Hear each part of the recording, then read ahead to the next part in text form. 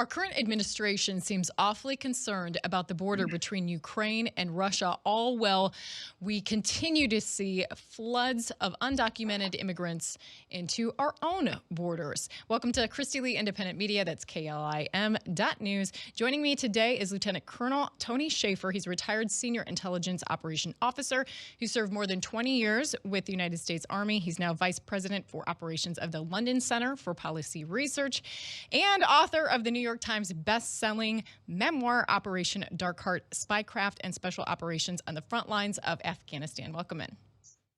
Hi, Christy. It's actually 31 years, and I'm president now, too. Just saying for the record. Well, good. No, we don't want any misinformation out there. We want to make sure we get everything correct.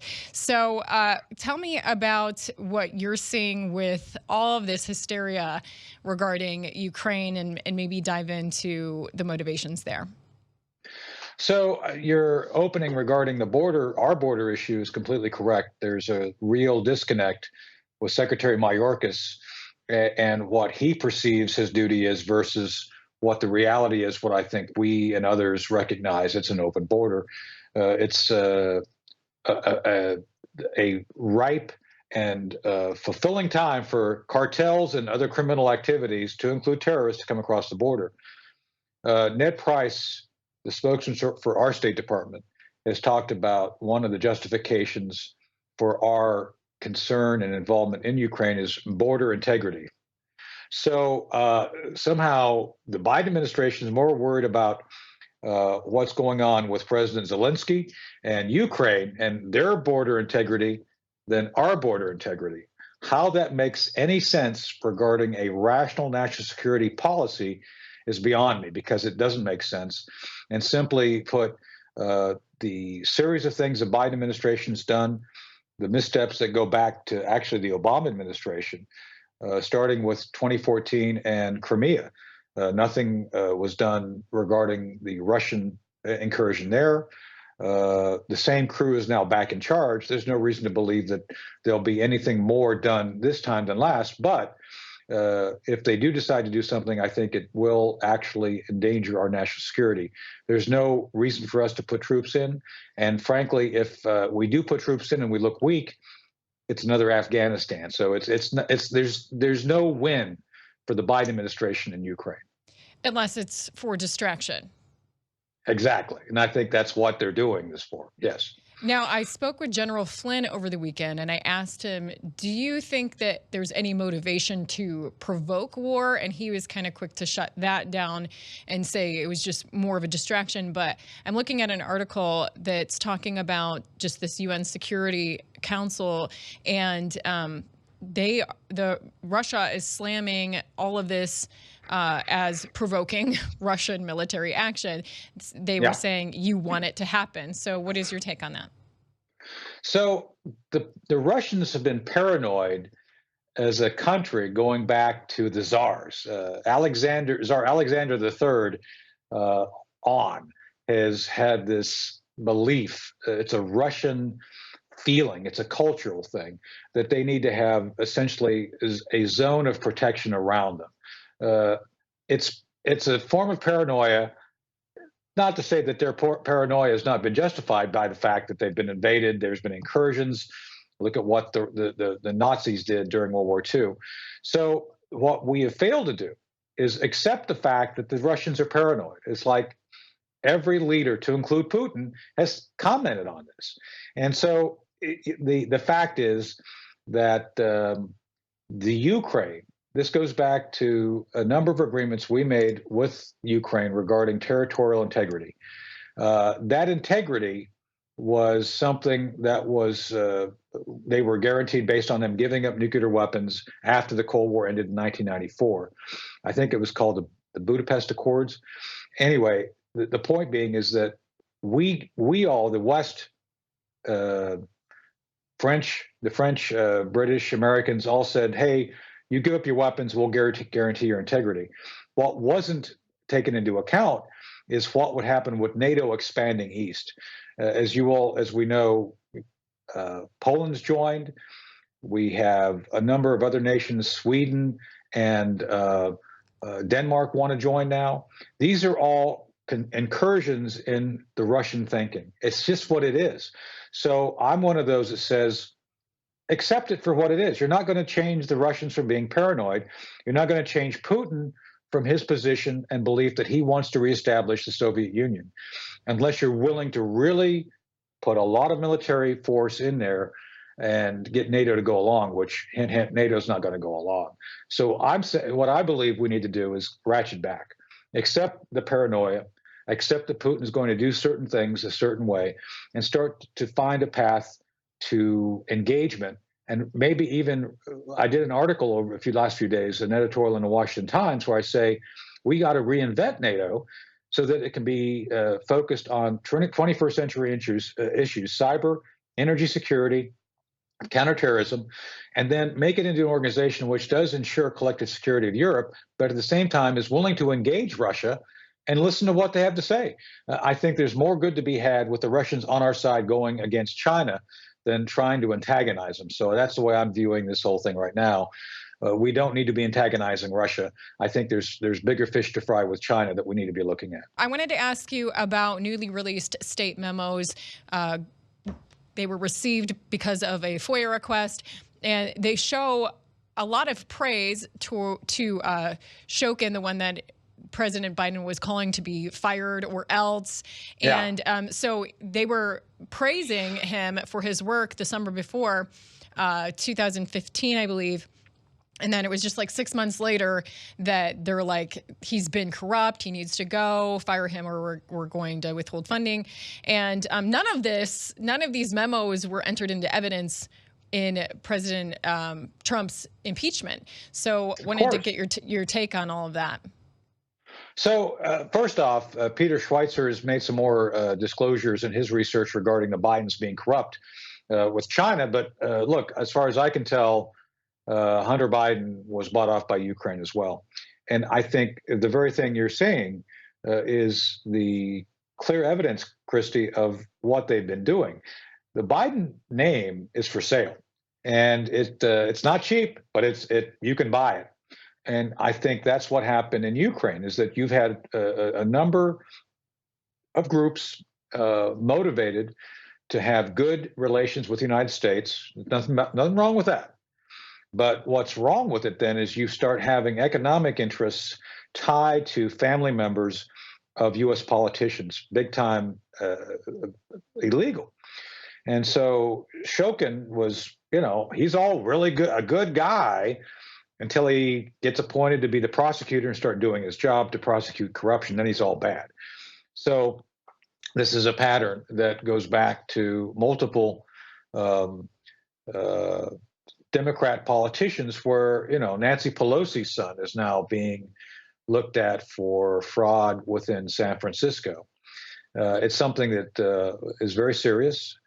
I would argue that there's probably evidence that Joe Biden did take 10% of whatever Hunter Biden did. I know JP, the computer tech who got the laptop from hell, from Biden's laptop.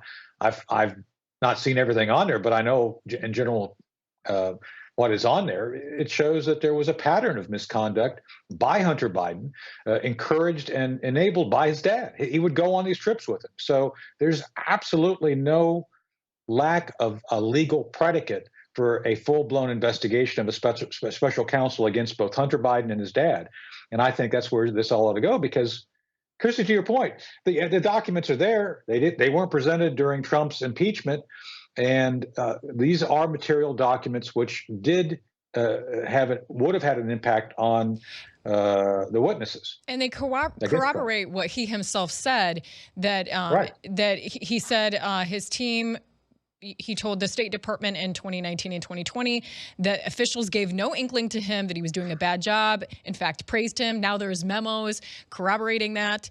In the summer 2015, he said he was suddenly whipsawed in September 2015 when Pyatt, the U.S. ambassador, gave a speech in Odessa criticizing its office for not pursuing the corruption case against Burisma owner Zlochevsky. He said his team was in fact investigating Burisma at the time, took several steps to publicly demonstrate that.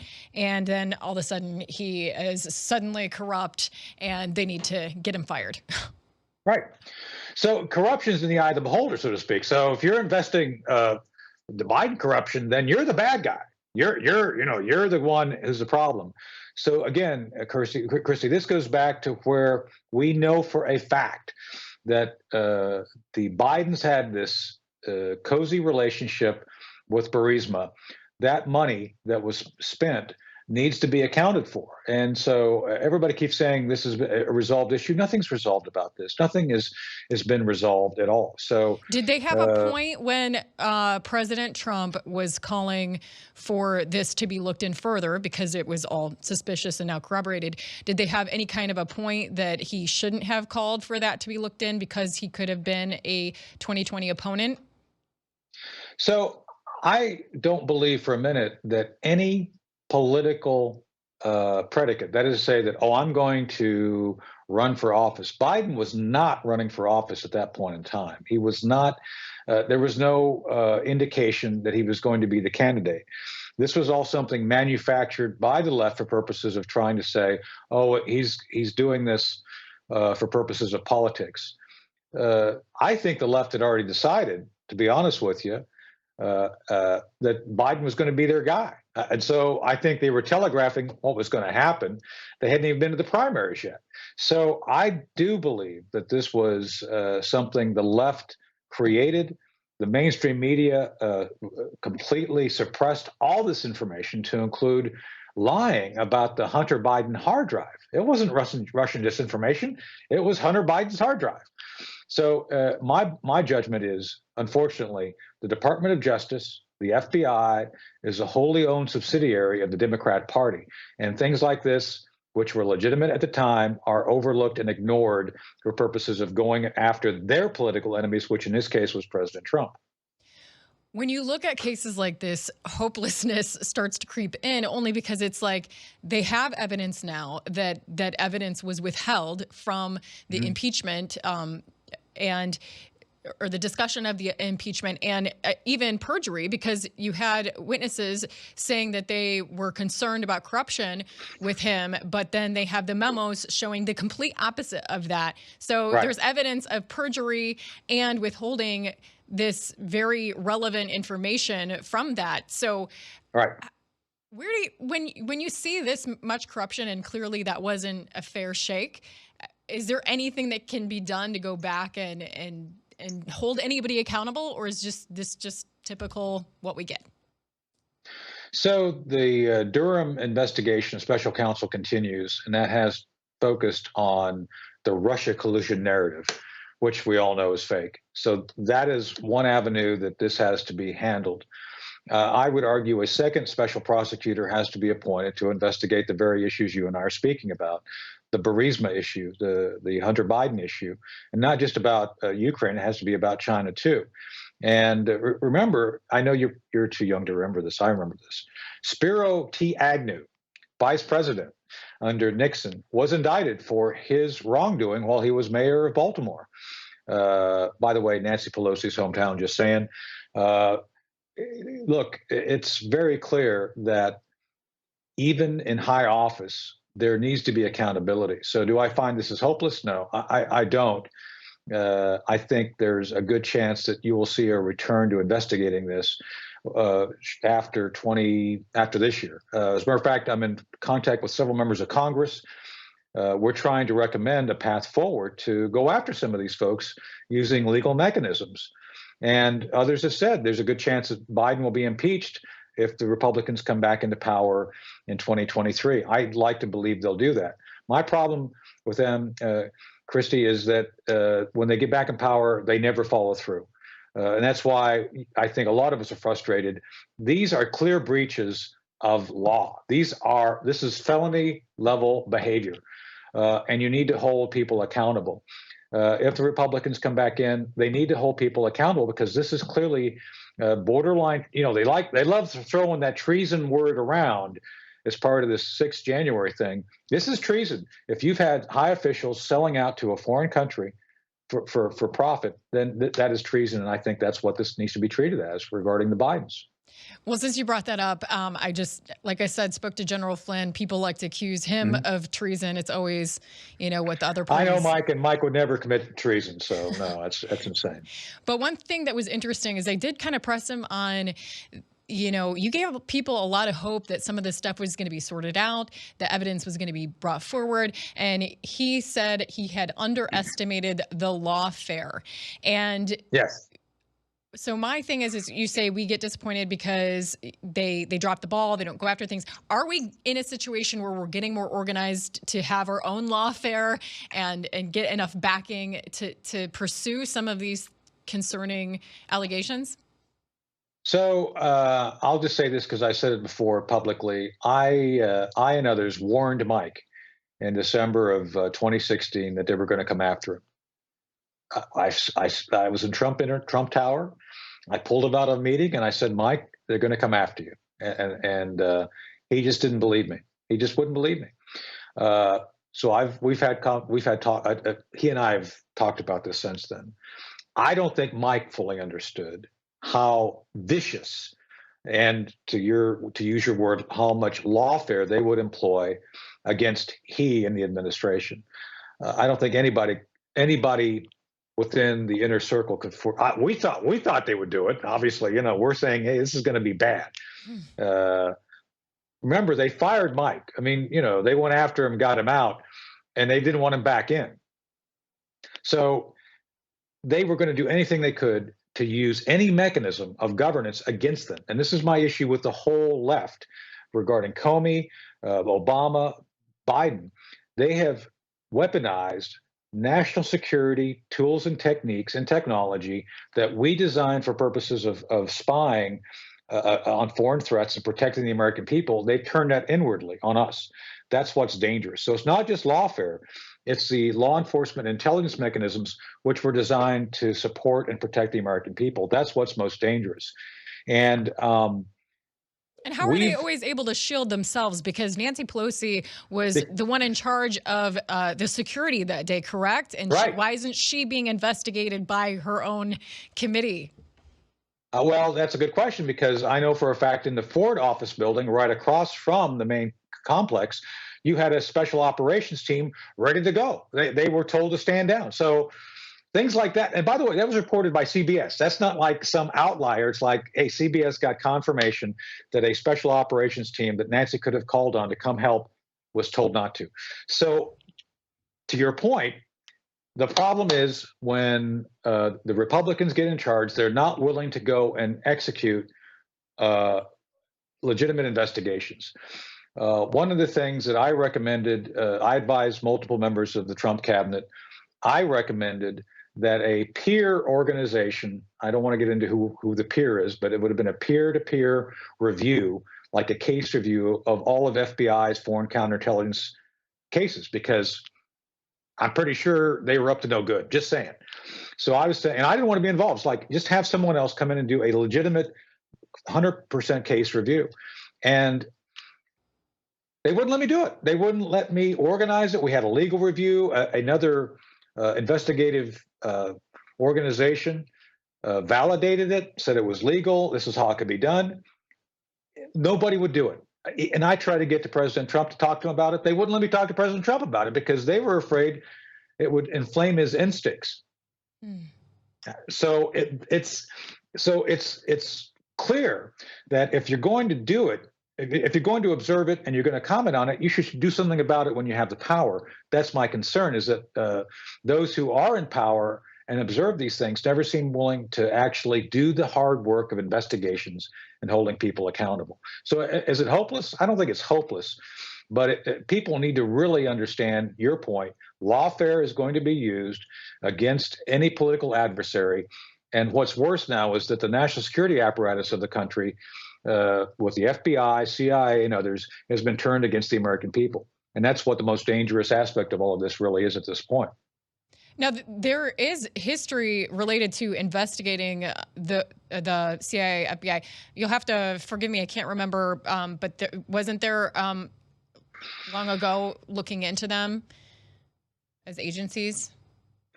So there's been a number of investigations of agencies over the past, I don't know, 50, 60 years.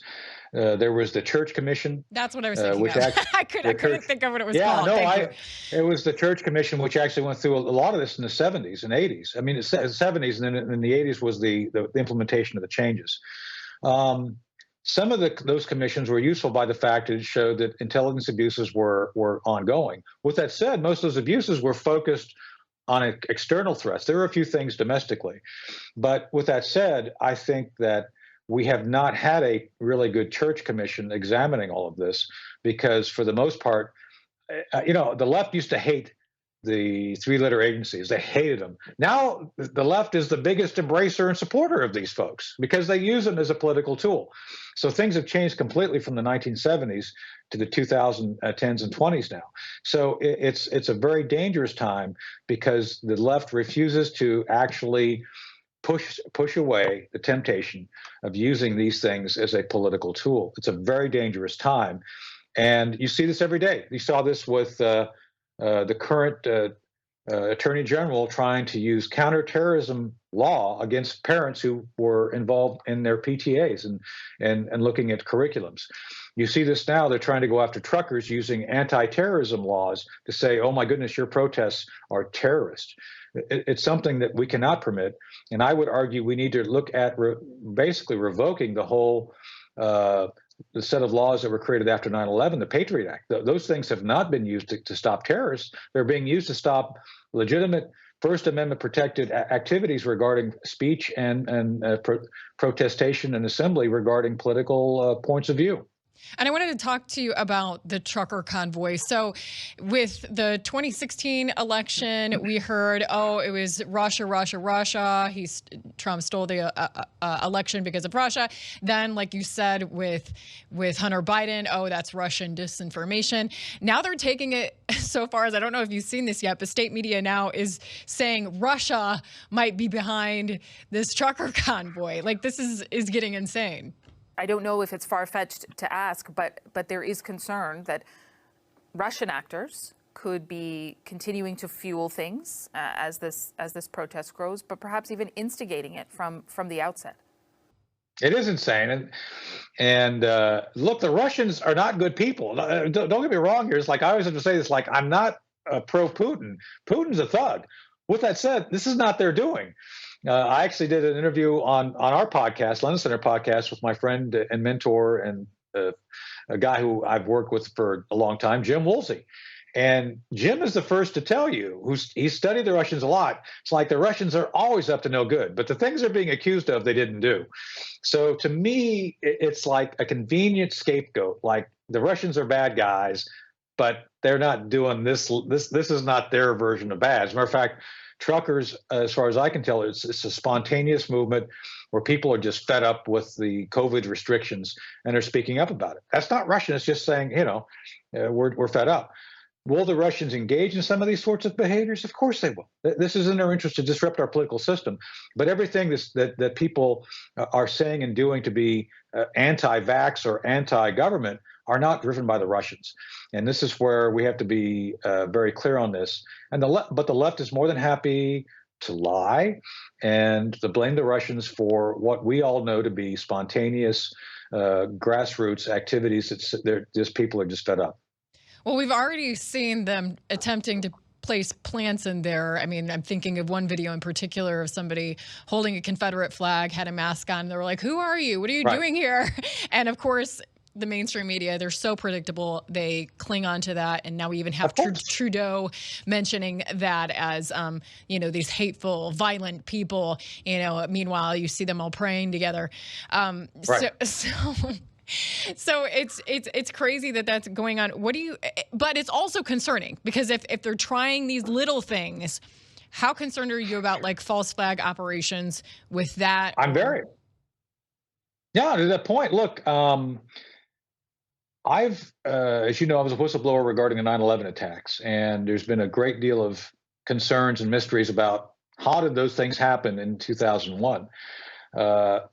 There's other events where people question the official narrative. This has been going on for decades. So yeah, I think you need to ask yourself if the government's willing to do little lies like sending out people in khaki pants with blue shirts and masks who are all physically fit and walking in formation, just saying, and pretend that they're white supremacists or do these other provocations.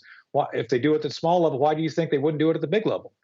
And I would argue, in some cases, it's obvious by the fact that, for example, they had this white supremacist group do something in Chicago. All the license plates were covered over. The Chicago police would never permit that. They would have pulled them all over and at a minimum give them tickets. So that tells me that someone called the police and said, leave these guys alone. Just saying. Yeah, it's becoming very obvious. Since you mentioned it, you do have your book, or I have your book right here. I'm going to be honest. Darker, yeah. I'm going to be honest. I have not yet read it, but my husband has. You'll like it. My husband has, and he said, you got to read this book. But he was just kind of browsing because I told him I was talking to you today. He was showing me, like, there's all these redactions in the book itself. Can you tell me? That's interesting. Can you tell me about why there's your book had to have redactions? So it's an ongoing, to this day, retaliation blowing back in 2004, 2005 regarding the existence of an operation called Able Danger. Basically, to your point of false flag, the 9/11 truth folks all believe that 9/11 was a setup. I'm not saying I'm a truther. I'm not a truther. I'm just saying that's the perception. And so my piece of the 9/11 issue is that we, the United States Special Operations folks, had an operation called Able Danger, which was focused on offensive operations to go after Al-Qaeda before 9/11 in 99 and 2000. And the actual plan, the intelligence driving the plan identified Mohammed Atta and 3 other of the 9/11 hijackers. When we tried to turn it over to the FBI, the lawyers, to include Jimmy Gorelick, shut us down in 2000. Why would that happen? Why would you shut down the sharing of information? So there's been a huge mystery. I didn't seek to be a whistleblower. I was working actually attached to the Navy, believe it or not, to their internal think tank called Deep Blue in 2004. And 2005. Next thing I know, I'm in front of members of Congress trying to justify the Navy creating its own Able Danger program. And one of the congressmen said, well, what happened to all the money we gave you for the old one? I explained what we did with it. And next thing I know, I'm a whistleblower because I made protected disclosures on some of the information that Congress didn't know and didn't make it into the 9/11 Commission report because the 9/11 Commission refused to investigate it. Imagine that, not investigating something. Gee, that sounds like Hunter Biden. So there were some real peculiar omissions of the 9/11 Commission. Some would argue those omissions were made because there's certain things they didn't want to investigate. Again, much like we're seeing now. And so when I wrote the book, all those years later, after being a whistleblower, after testifying, DIA and the government came after me. They decided they were going to stop the publication of the book. They lied and said there was identities of spies in the book. There weren't. As a matter of fact, the book was already cleared by the Army. The Army cleared and gave me permission to publish. It was DIA and others who forced the stop of publication. They bought the first 10,000 copies, destroyed them, and then they went back and redacted, did all this massive redaction. They said, they wanted to do a handful of redactions, turned into something like 256. I don't know what it was. By the way, we won our First Amendment lawsuit because we proved that all that information they pulled out was already declassified. It was actually mostly in my open, clear testimony from 2005 and 2006. So it was already cleared. But they wanted to make the point of trying to prevent me from publishing and just to retaliate. So that's why you see all those black marks in there. Most of those, 95% of those marks are gone now. But it didn't change the fact that they were able to use their overwhelming government power to try to suppress free speech because they didn't want to hear what I had to say. And I would argue that's a lot of what goes on right now. So my book was a victim of what I believe to be government overreach. Courts agreed. They lost in court. So I think it's something we all have to be aware of, that the government does not support free speech if that free speech is criticizing its own failures. Absolutely. Now to move toward wrapping up, I did want to talk about the midterms coming up. Sure. We still have the Seth Rich murders unsolved. People think he might have been the one who released the emails to WikiLeaks. Do you think we're going to see Yeah. something like that in the midterm, some sort of surprise that's going to pop up? So I honestly don't know what to expect. I think the left is trying to telegraph through Joe Biden that the elections are not going to be protected. They're not going to be secure. Look, at this point, the left's going to do anything it can to try to maintain power because every policy, every program they've put forward has failed badly. I mean, everything from the infrastructure bill, which didn't address infrastructure. Come on, a bridge which wasn't even on the list of bridges that they were worried about collapses miles from Joe Biden right before an event to the Build Back Better thing, which is just a rebranded socialism, Marxism. Didn't they blame it on snow when there was like a half Yeah, an inch of snow or something? yeah, it was insane. Yeah, no, it's insane. And then so like I said, on to Build Back Better. It's that's the independent. I'm sorry, what do you call it? Economic Forum, the World Economic Forum. It's all Klaus Schwab. It's all re-engineered Marxism. It's all Marxism that they want to try to use to gain control of power, means of production, and culture. You'll own nothing and be happy? Are you kidding me? Come on. And then the whole issue regarding national security. Look, I know Lloyd Austin. If you read Darkheart, he was my boss in Afghanistan for part of the time there. Lloyd Austin was a good enough brigadier general. He's not a good secretary of defense. And I know Mark Milley. Mark Milley is way out of his element. As long as you keep those guys in there, nobody's going to take the United States seriously. So these are all things which they're using, by the way, to distract us. They're trying to distract us from all of their own failings. And so I would argue they may well do really antagonistic and stupid things towards the fall to try to dissuade people from voting for the conservative side. I just don't think, and the biggest thing they have to fix is the economy. And I think we're going into double-digit inflation, unfortunately.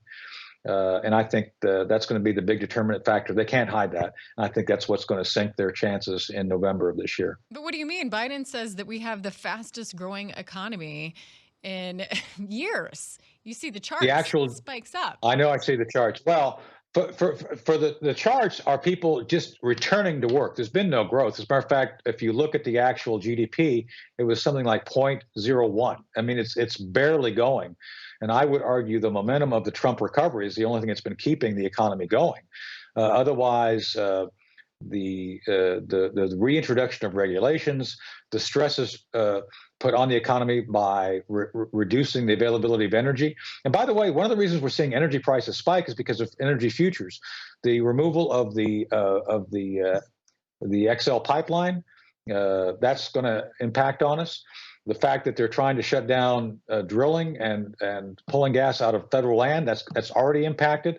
All these things are driving the economy higher, plus the Federal Reserve. The Federal Reserve is going to do stupid things to try to get the lower inflation. Is going to have the opposite effect. So it's all going to come to a head in about 6 months, about the time people are starting to get ready for the vote.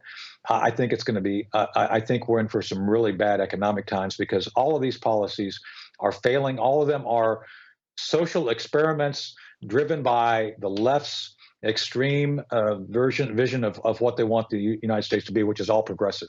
Is that another motive for them possibly wanting to push us into a war because that would distract away from all of the failed policies and the economy tanking and all of that? Would that be another motivation for them to try and push us into war? Oh, absolutely. I think based on the wag the dog scenario, I think that's exactly what's going on. Again, in this editorial I wrote for the Washington Times, I point out that if Biden and his team were serious about deterrence, they would have moved U.S. forces en masse, probably a few brigades of armor, to Poland 6-8 months ago when this all started coming up. Putin deployed his forces 6 to 8 months ago. So if you were serious about deterring him, you start your deterrence then. There's been no credible deterrence.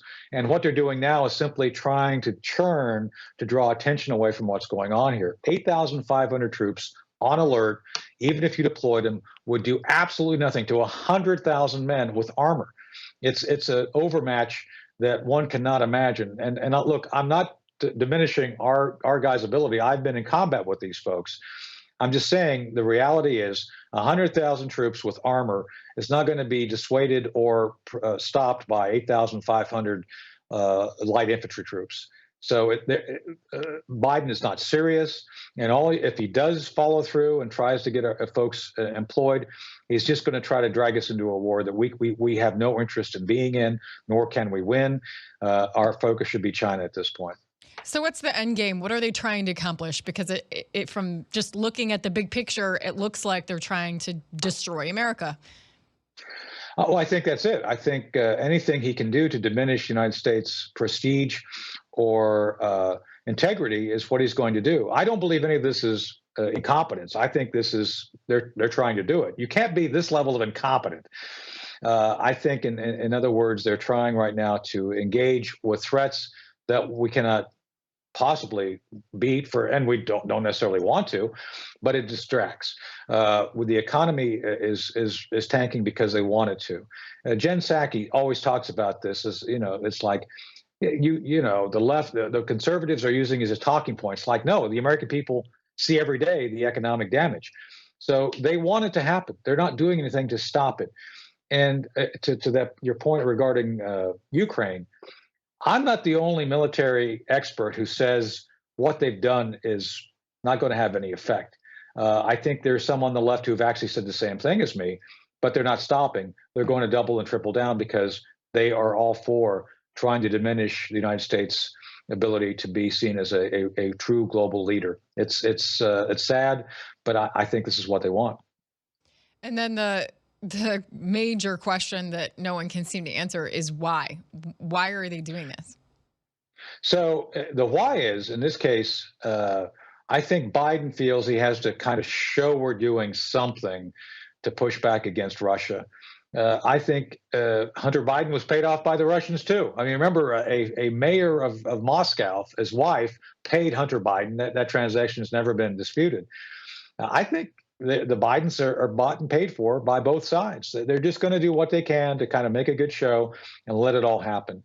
And again, I'm not saying we should jump in militarily. Don't take my criticism as saying we must go.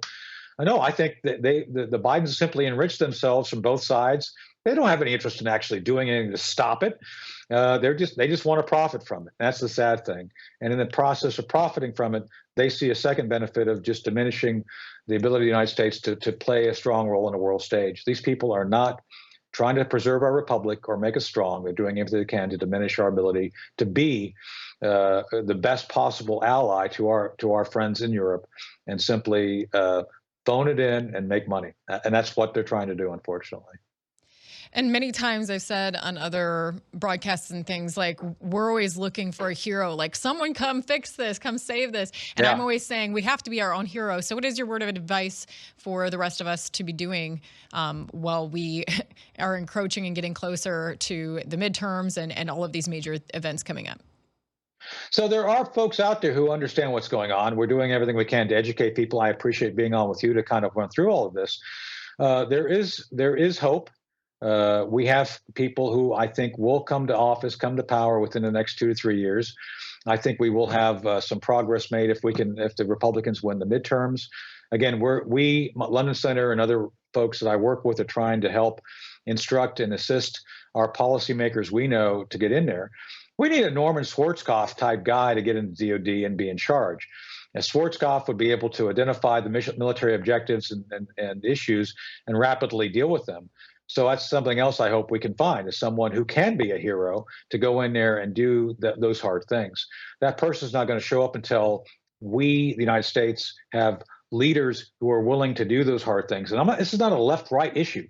This is just people who have the basic competence to identify threats, to act against those threats in a thoughtful way without antagonizing or getting us into a war and being effective. And remember, President Trump was able to do this for 4 years. He didn't get us into a new war. He had a lot of the right people. I don't think he went far enough to go after some of the corruption he observed, but we need someone like Trump or someone like Trump to get back in as president. And then in the meantime, we have to get people who are willing to do the hard things, to do the hard investigations, to go after the wrongdoing we see every day. So I'm not saying we can do it, but we got to try. And I think I hate to say this, George Washington during the American Revolution probably woke up every day not believing he could win the revolution, but he did. I think we have to have the same attitude as George Washington. We can do this. We just have to be persistent and not give up. I love that. I think that's a great way to end. I do want to just touch upon this real quick. We want to know where we can find you and follow you. Sure. And you can talk about this getting kicked off of Twitter. What was the straw that broke the camel's back there? No, well, it was Epps. It was Ray Epps. It was, I started trolling Ray Epps, the 6th January thing. I just started pointing out, hey, what's up with this? This guy's on tape talking to encourage people. He's there breaking through the gates. And I called out his Twitter. I tagged him. It's like, what's going on here? So it was really funny that they shut me down that day. It's like, wow, you're gone permanently. Ray Epps called in a favor. It looks like. Just saying, because there's all these other people. Some have been convicted who weren't even there of encouraging riot. Well, this tape, he was part of a group that's leader got arrested. Like, it's strange that I found this guy, but he's not. So I think that's what the final straw was, just saying. And anyway, people can find us at the LondonCenter.org. That's the think tank I run. You can get Dark Heart on Amazon. It does cover 2003, 2004, my time undercover in Afghanistan. And that's unredacted now? No, well, the publisher won't do an unredacted version because this version is still selling very well. As a matter of fact, I'm still getting royalties of it 10 years later. So we will eventually do an unredacted version. So, but I thank you for encouraging us to do that. Yes, no problem. And are you on any other social media platforms since you're not on Twitter? So right now I'm on Getter as T-Spooky, same basic handle, Facebook. But, I think Getter's where most people can see what I'm doing most of the time. So, and then always go to londoncenter.org. That's where a lot of our stuff is listed, our events and stuff like that. So, Christy, always a pleasure to join you. Thank you for having me on today to talk about all this stuff. You bet. Thank you so much. Thank you.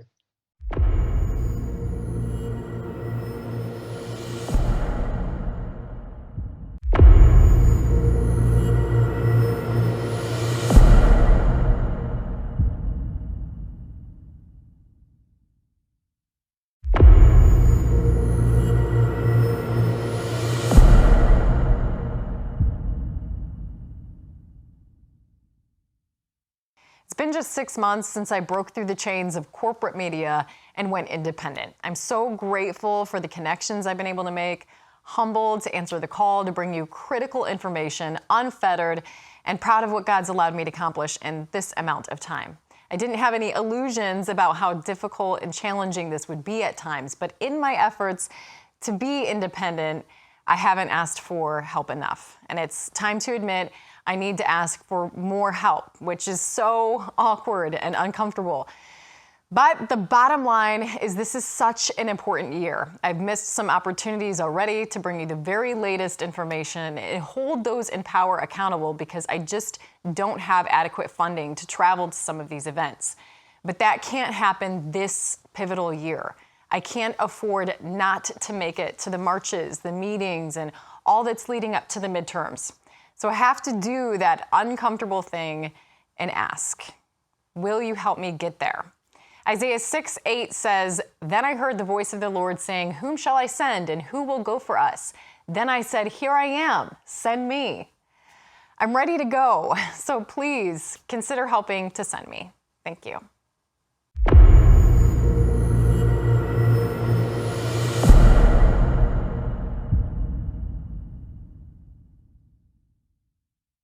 It's been just 6 months since I broke through the chains of corporate media and went independent. I'm so grateful for the connections I've been able to make, humbled to answer the call to bring you critical information, unfettered, and proud of what God's allowed me to accomplish in this amount of time. I didn't have any illusions about how difficult and challenging this would be at times, but in my efforts to be independent, I haven't asked for help enough. And it's time to admit I need to ask for more help, which is so awkward and uncomfortable.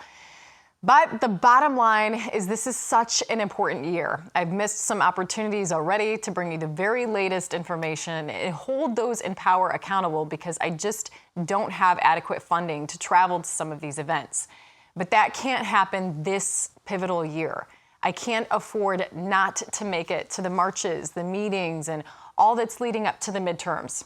So I have to do that uncomfortable thing and ask, will you help me get there? Isaiah 6:8 says, "Then I heard the voice of the Lord saying, whom shall I send and who will go for us? Then I said, here I am, send me." I'm ready to go, so please consider helping to send me. Thank you.